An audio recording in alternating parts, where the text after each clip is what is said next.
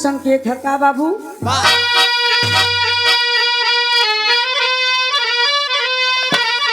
तो जब आजादी मुनादी की बजने लगी, अरे हर दिशा में गूंजे वंदे मातरम। आज से खेलने चल पड़े नौजवान, ना खुशी जीने की थी न मरने का गम। कतरा कतरा लहू का बहा देंगे हम, मेरा भारत तिरंगा अरे वतन की कसम। जरा वही के पत्थर से हम जानते, तोड़ देंगे गुलामी की जंजीर हम।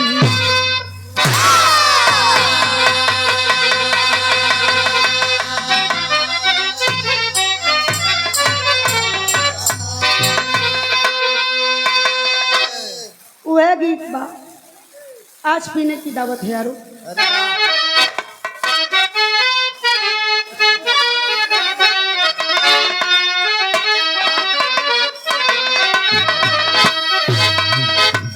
तो आज पीने की, अरे आज पीने की दावत है यारो।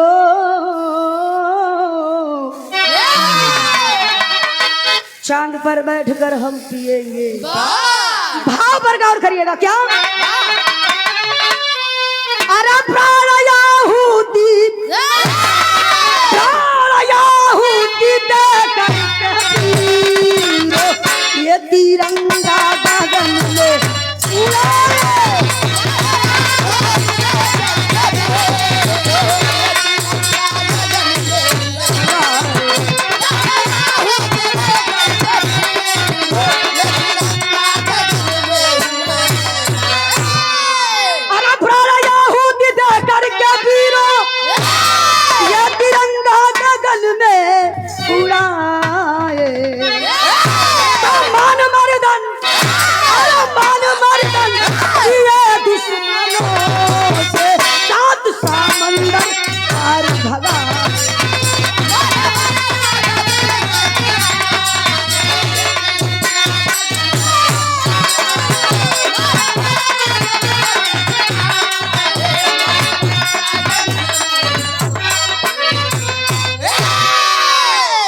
देश गुलाम था, उसी समय की ये कहानी है। 4 लाइन जो हरी से का भैया। अब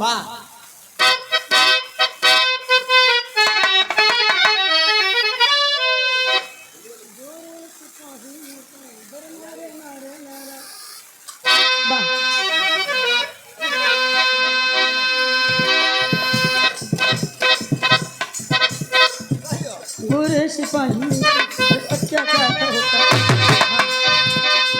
अरे गोरे सिपाहियों का जब अत्याचार का होता, तब सिसक पड़ा था हिंदू इस्लाम धर्म का रोता।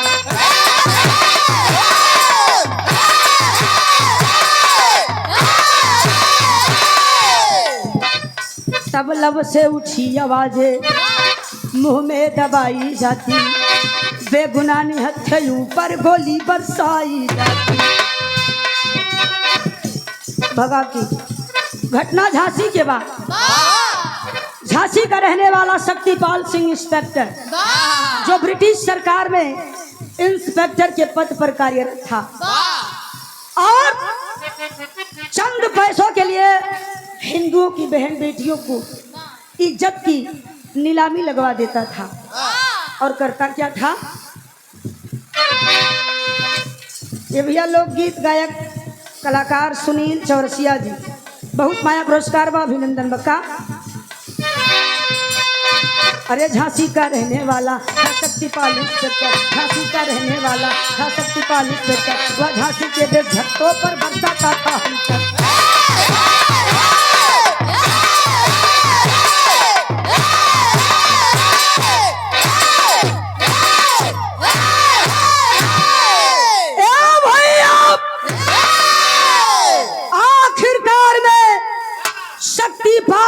अत्याचार उसके बेटे विजयपाल से बर्दाश्त नहीं हुआ और जब बर्दाश्त नहीं हुआ तो अपने बाप के और ब्रिटिश सरकार के खिलाफ में बगावत कर दिया। जाकर नेता सुभाष चंद्र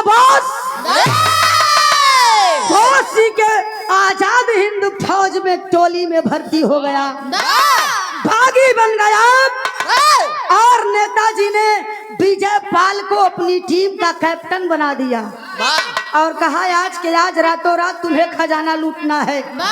पूरी बटालियन को लेकर के विजय पाल चला है। गीत लगा था बाबू का।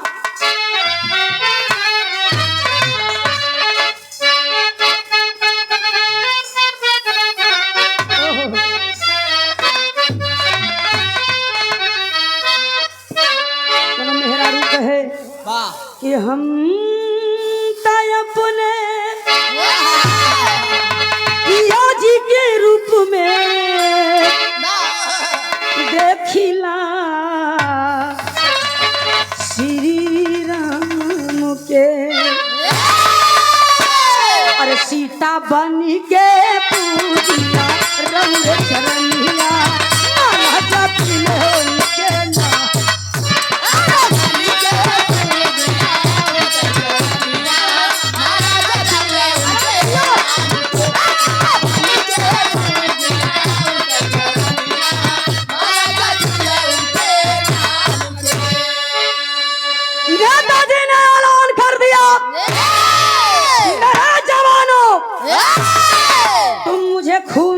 तुम्हें आजादी दूंगा। लहर दौड़ पड़ी, कहना पड़ा भाव में क्या, नेता का याला नवाब सुना जब जवनवा, नेता के याला नवाब सुना जब जवनवा, हिंद के हो राता नवा,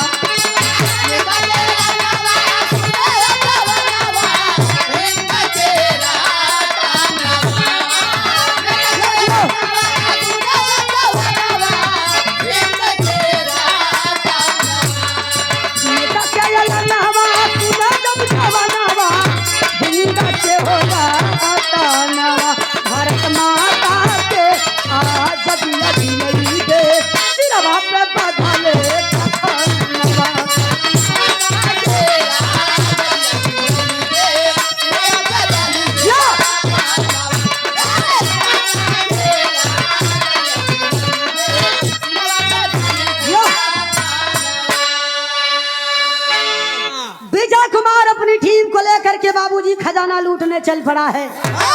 और जब खजाना लूटने चला है यही ऐलान करता हुआ चलता है। गीत बदल गई बाबू जिया।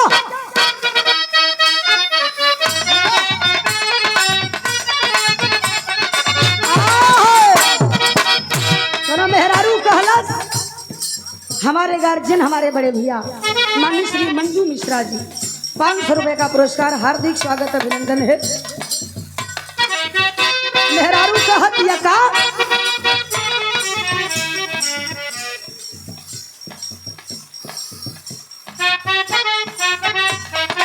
नहीं, हमारी बहन बहुत ही सुंदर, बहुत ही क्यूट, बहुत ही प्यारी गायिका सावित्री बागी जी। अरे वाह। ये पुष्पहार साथ में 200 रुपए का पुरस्कार। फोटो ये बढ़िया से खींचा रच के आप गाती रहे, मुस्कुराती रहे, गायकी में चार चांद लगता रहे। कभी जी को भी बारंबार प्रणाम बा। गीत है बका मेहरारू पहले बा आय हाय मेहरारू बा कैसन, दुल्हन बा कैसन, जैसे पूजा निगम जी है एकदम ऐसे बढ़िया में झकास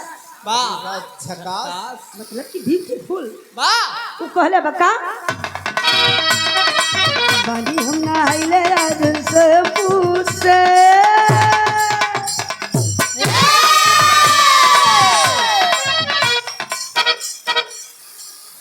सारे दफा हम सब चला बानी हम नहाइले आज से पूछे अरे यावा तारा सैया सखी ये पूछे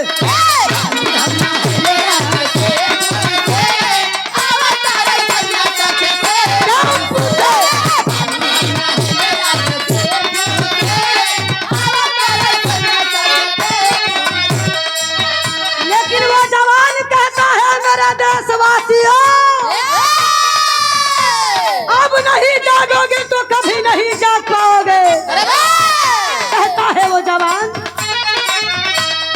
जागो जागो जागो हिंदुस्तानी साथियों, जागो जागो जागो हिंदुस्तानी साथियों, अरे मांग रही माता कुर्बानी साथियों। जागो जागो जागो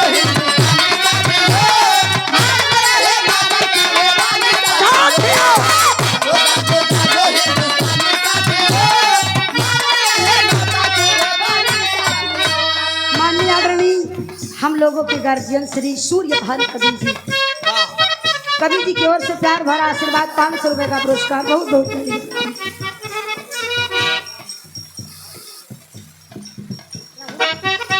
राहुल बाबू की तरफ से बहुत ही सुंदर हारमोनियम के मास्टर है पुष्पहार और 101 रुपए का पुरस्कार। भाई का स्वागत है।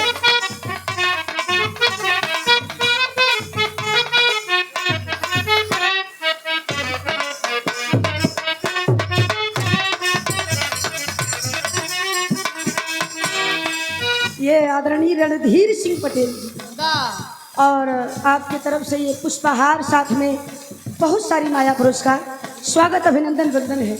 और सुनील चौरसिया जी की ओर से 21 रुपया, बहुत बहुत स्वागत अभिनंदन है। क्या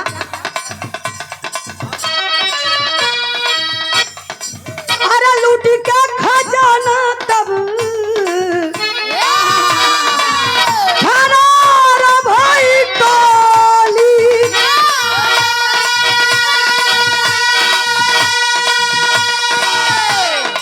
भाई लगा बंदी तब चला लागल गोली।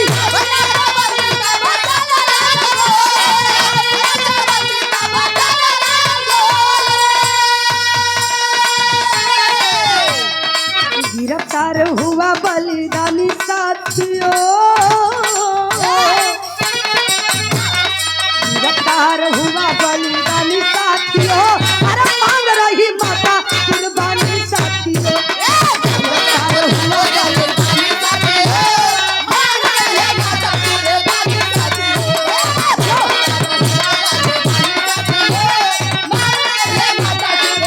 साथियों।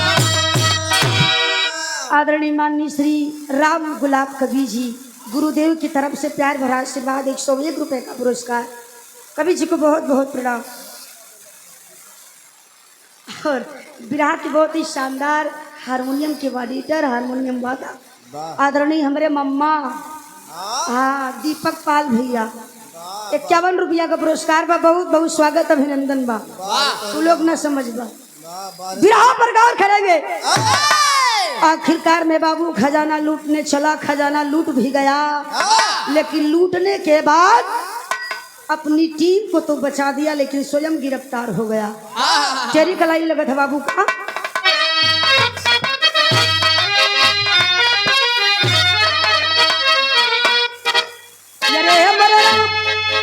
अरे गुलामी ना आजादी चाहिए, भैया गुलामी ना आजादी चाहिए, करेगा शेर नहीं गीदड़ को कभी सलामी। अरे सलामी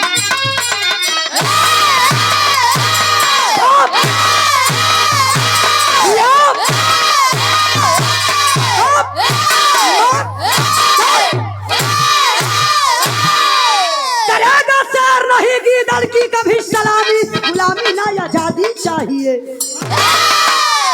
ए भैया गिरफ्तार होकर के जब कैद खाने गया है, जेल में गया है, उसके तन पर कोड़ा बरसाया जा रहा है, और कोड़ा बरसाने वाला कोई और नहीं है, उसी का बाप जो ब्रिटिश सरकार का इंस्पेक्टर पद पर था।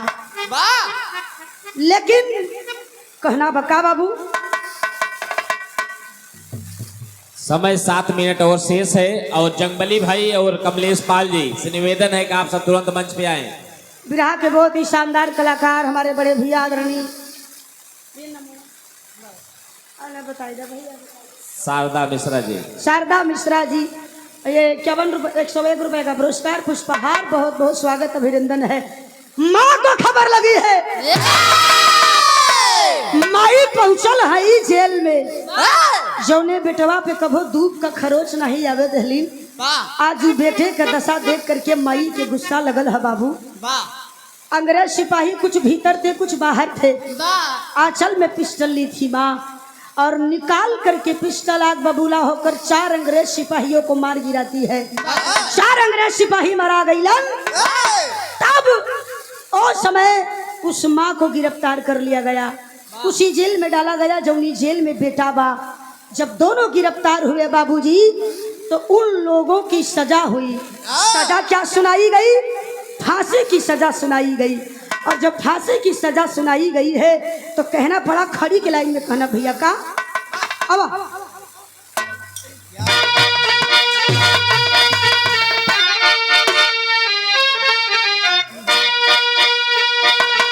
धानी धानी दसवा पुजरिया मातारी बेटवा अरे चूमा क्रांति का फसरिया मातारी बेटवा।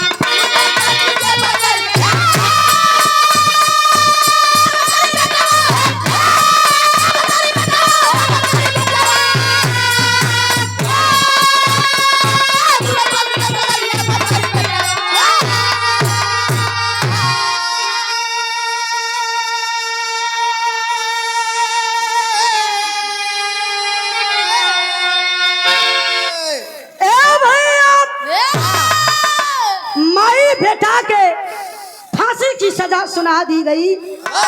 आधी रात के वक्त में फांसी की तैयारी हो गई और जब माँ बेटे के गले फांसी का फंदा, मुंह पे काला नकाब, शक्तिपाल देख रहा है, थर-थर थर-थर कांप रहा है। ये मुझसे क्या हो गया? मैंने अपने हाथों अपने खानदान की तबाही लिख दी। कहना पड़ा, क्या बाबू? ज्वालामुखी के मुख पर बैठ कल्प रही थी झांसी,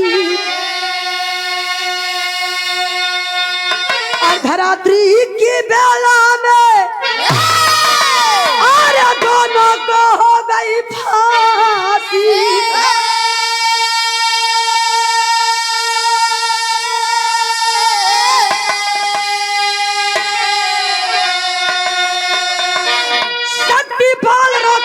गिड़गिड़ाता रहा अंग्रेज अधिकारियों के पैरों पर गिरकर, पर किसी ने एक नहीं सुनी और माँ बेटे को बाबूजी फांसी के फंदे पर लटका दिया।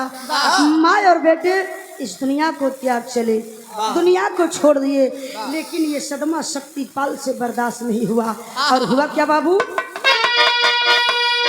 बौखला गया है शक्तिपाल, ड्यूटी से हुआ फरार। आजाद हिंद में भर्ती हो गया, भैया बागी बना जुझार।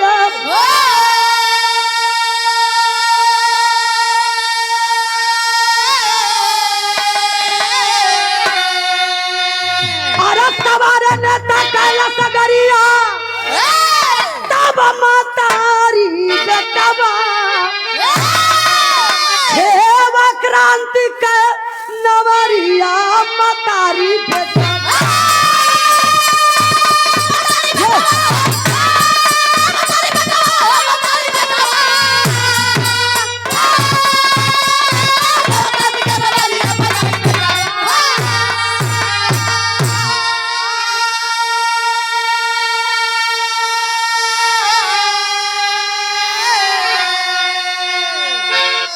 बौखला गया, सदमा बर्दाश्त नहीं हुआ और जा करके बाबूजी नेता सुभाष चंद्र बोस जी की टोली में आजाद हिंद में भर्ती हो गया और बागी बनकर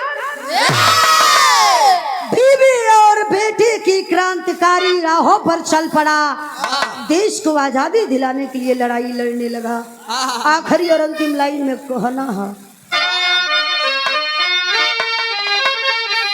जय जय खाल गुरु जद्दू लौटन हबीबुल्ला की फुलवारी कथन करे कभी गंगा सागर।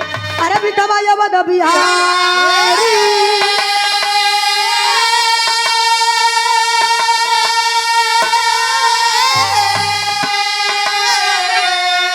भैया गुलामी ना आजादी चाहिए।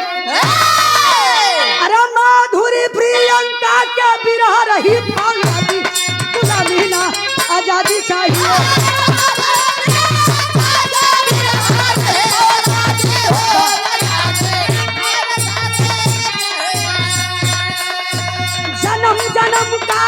साथ है हमारा तुम्हारा तुम्हारा हमारा।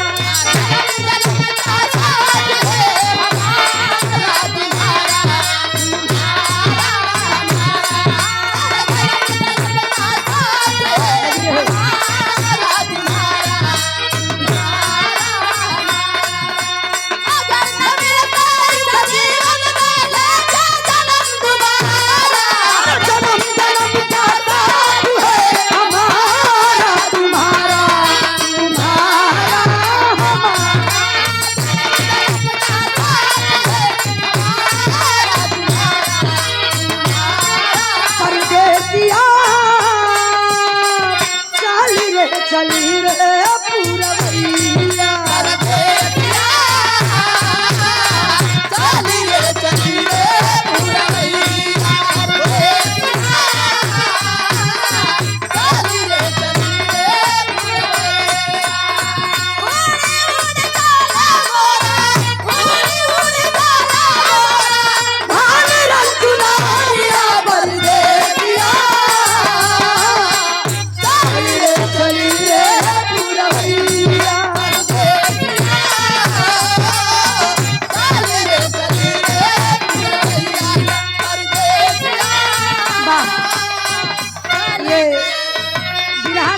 शानदार कलाकार कमलेश पाल जी भैया की कर कमलों द्वारा 101 रुपए का पुरस्कार जी।